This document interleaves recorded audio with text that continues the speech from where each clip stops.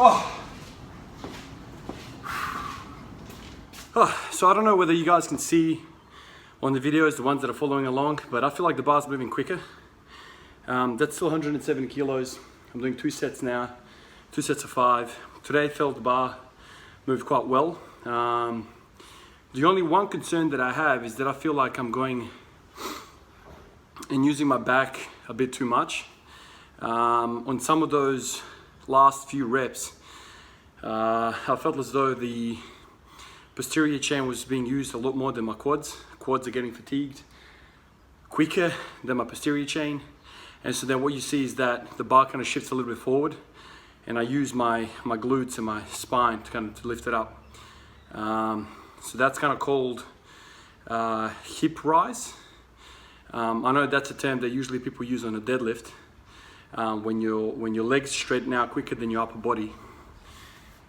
So that's something I need to watch out for. Today the emphasis was really bar speed, and it showed. But if you move the bar too quickly, you run the risk of using muscles which you're not supposed to be using in the squat. Anyway, still a good session, but I do need to monitor that. So even if the weight starts to feel real light, one thing that I need to watch out for is that it's not turning into a freaking deadlift, because I'm not trying to do that. I'm trying to strengthen the quads and the glutes, and not, put my spine into a training session as well.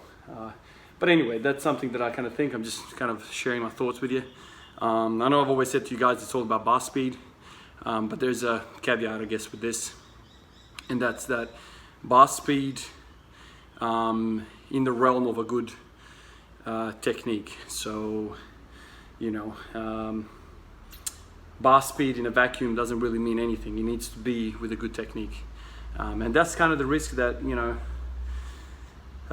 is present when you're trying to move the bar really quickly, that you kind of lose positioning at the bottom.